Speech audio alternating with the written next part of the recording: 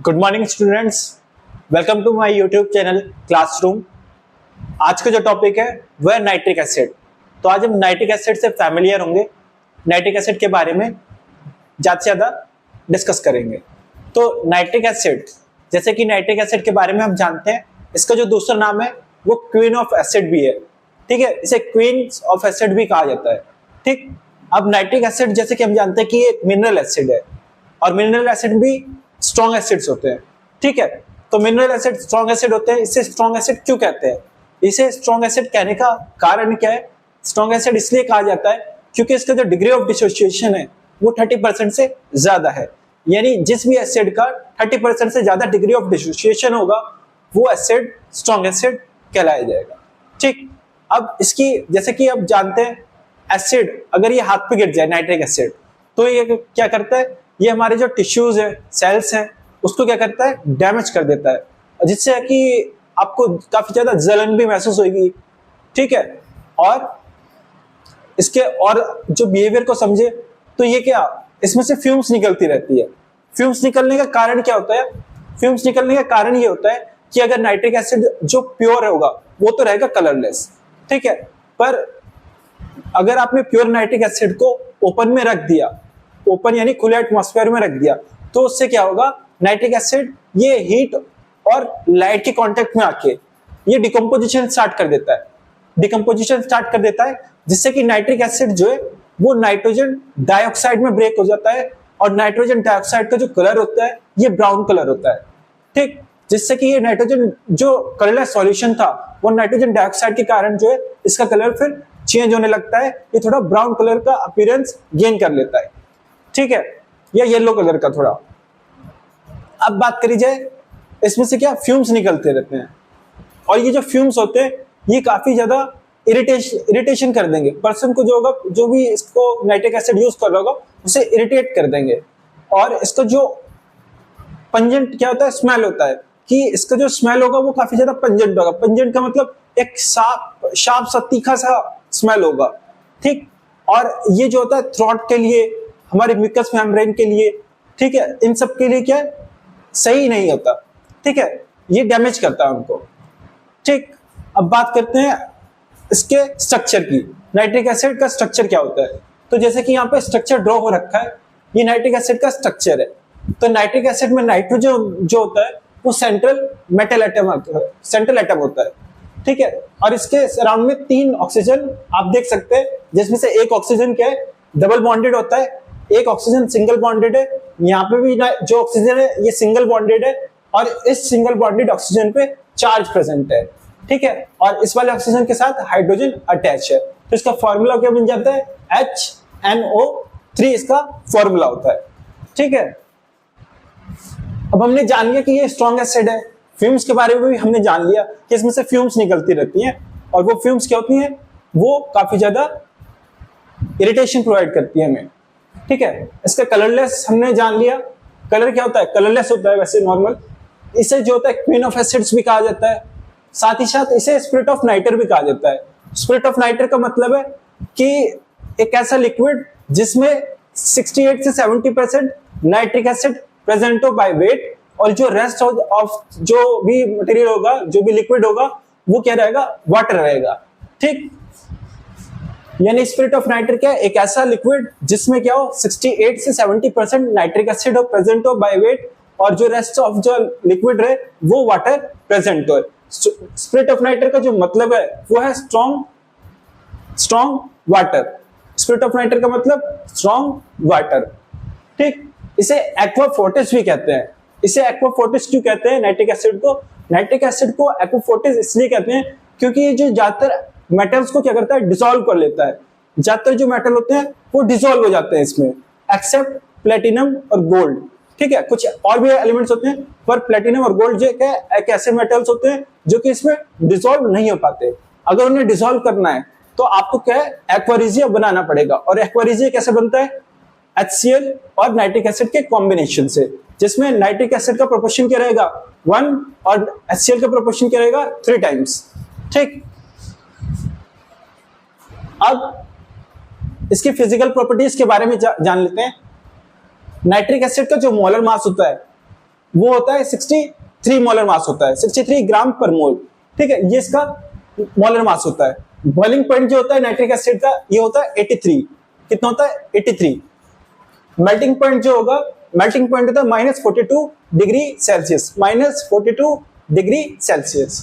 Density जो रहती है इसकी 1.51 ग्राम पर सेंटीमीटर क्यूब इसकी डेंसिटी रहती है। अब ये जो एसिड है, एसिड क्या करते हैं? ब्लू लिटमस को रेड में कन्वर्ट कर देता है। ठीक है, अब इसका जो पीएच होता है, पीएच होता है 3.01। ठीक है, पीएच क्या होता है? 3.01। अब इसकी केमिकल प्रॉपर्टीज के बारे में जानते हैं। केमिकल प्रॉपर्टीज क्या है? ये क्या होता है? पावरफुल ऑक्सीडाइजिंग एजेंट होता है। ऑक्सीडाइजिंग एजेंट का मतलब यानी कोई एलिमेंट टच में आएगा, कांटेक्ट में आएगा, तो ये उसको ऑक्सीडाइज कर देगा और खुद रिड्यूस हो जाएगा। जैसे कि कोई एलिमेंट इसके कांटेक्ट में आया तो वो क्या करेगा? उसको ऑक्सीडाइज कर देगा। ऑक्सीडाइज का मतलब उसमें ऑक्सीजन ऐड कर देगा और खुद रिड्यूस हो जाएगा। ठीक है, ये जो होता है कोरोसिव भी होता है। कोरोसिव का मतलब हम जान चुके हैं। कोरोसिव का मतलब क्या होता है कि अगर आपके हैंड पे गिर गया तो क्या होगा? आपका हैंड बर्न हो जाएगा, डैमेज हो जाएगा। ठीक है, अब इसकी केमिकल प्रॉपर्टीज क्या है कि हाइड्रोक्साइड मेटल्स और ऑक्साइड के साथ मिलकर नाइट्रेट साल्ट फॉर्म करता है। हाइड्रोक्साइड के साथ यानी OH ग्रुप जिसमें प्रेजेंट हो, मेटल्स के साथ में और ऑक्साइड्स के साथ में। ऑक्साइड्स क्या होते हैं? ऑक्साइड्स होते हैं किसी एलिमेंट के साथ में अगर ऑक्सीजन अटैच है तो वो ऑक्साइड कहलाएगा। ठीक है, तो इसके एग्जांपल देख लेते हैं। जैसे हाइड्रोक्साइड है, हाइड्रोक्साइड मैंने एग्जांपल लिया है कैल्शियम हाइड्रोक्साइड का। तो ये नाइट्रिक एसिड क्या हुआ? कैल्शियम हाइड्रोक्साइड के साथ रिएक्ट करके यहाँ पे कैल्शियम नाइट्रेट फॉर्म करेगा, यानी जो कि एक नाइट्रेट साल्ट है। अब मेटल्स का एग्जांपल देखा जाए तो जिंक प्लस मैग्नीशियम या फिर जिंक मैग्नीशियम कॉपर, ये मैंने 3 मेटल्स लिए हैं। ठीक है, और ये रिएक्ट कर रहा है नाइट्रिक एसिड के साथ। तो अगर आप इसे थोड़ा सा हीट करेंगे तो क्या होगा? ये जो मेटल्स हैं ये अपने नाइट्रेट फॉर्म में कन्वर्ट हो जाएंगे। जिंक नाइट्रेट कन्वर्ट हो जाएगा, मैग्नीशियम जो है मैग्नीशियम नाइट्रेट में कन्वर्ट हो जाएगा, कॉपर नाइट्रेट में कन्वर्ट हो जाएगा। और कोई अगर ऑक्साइड लिया, जैसे कैल्शियम ऑक्साइड के एक बेसिक ऑक्साइड है, तो बेसिक ऑक्साइड क्या करेंगे? ये जब नाइट्रिक एसिड के साथ इसे ट्रीट किया तो ये क्या करेगा? कैल्शियम नाइट्रेट फॉर्म कर लेगा। तो ये थी इसकी केमिकल प्रॉपर्टीज। अब इसको मैन्युफैक्चरिंग कैसे किया जाता है? इसको मैन्युफैक्चरिंग किया जाता है ऑसवाल्ड प्रोसेस के थ्रू, जो कि 1909 में बना था, जो कि दिया था। तो इसमें क्या होता है? इसमें अमोनिया जो होता है, अमोनिया का कैटालिटिक ऑक्सीडेशन किया जाता है। कैटालिटिक ऑक्सीडेशन मतलब इसमें कैटलिस्ट यूज करा जा रहा है और इसमें ऑक्सीजन ऐड करी जा रही है, यानी अमोनिया के साथ में क्या? ऑक्सीजन ऐड करी जा रही है। तो एक साइड में अमोनिया होगा जिसका फॉर्मूला होगा NH3 प्लस O2, और ये कैटलिस्ट के प्रेजेंस में, कैटलिस्ट जो यूज करा गया था वो प्लेटिनम यूज किया। ठीक है, जनरल प्लेटिनम का यूज करते हैं। तो ये फॉर्म करता है हमारा एक नाइट्रिक ऑक्साइड फॉर्म करेगा, NO फॉर्म करेगा। ये NO जो होगा, मैं लिख देता हूं रिएक्शन क्या होगा? अमोनिया होगा। अमोनिया यहां पे ऑक्सीजन की प्रेजेंस में और कैटलिस्ट की प्रेजेंस में क्या करेगा? NO फॉर्म कर देगा।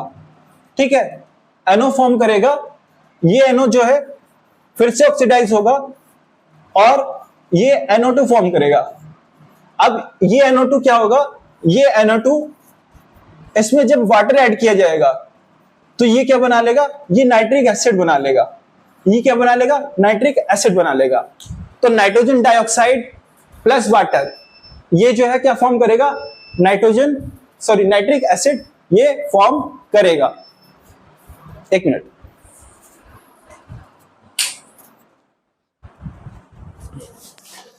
तो ये क्या फॉर्म करेगा? नाइट्रिक एसिड फॉर्म करेगा। अब ये जो नाइट्रिक एसिड होता है, ये जो फॉर्मेशन है, ये थर्ड स्टेप जो आप देख रहे हैं, इसमें क्या है? नाइट्रोजन डाइऑक्साइड फॉर्म हुआ और ये वाटर के साथ अगर ट्रीट किया जाता है तो ये क्या बनता है? नाइट्रिक एसिड बनता है।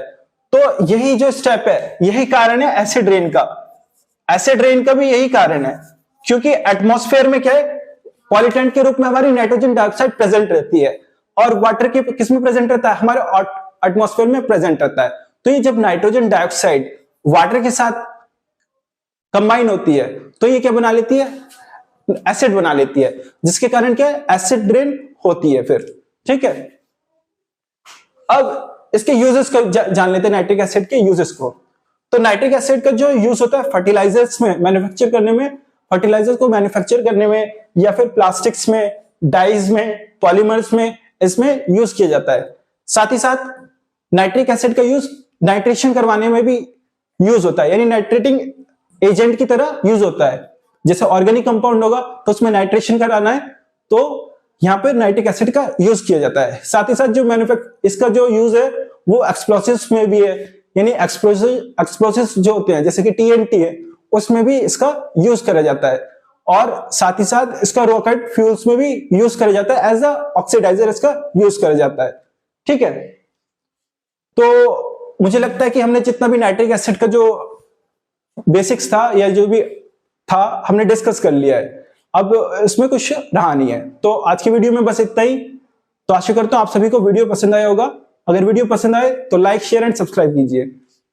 थैंक यू एंड जय हिंद।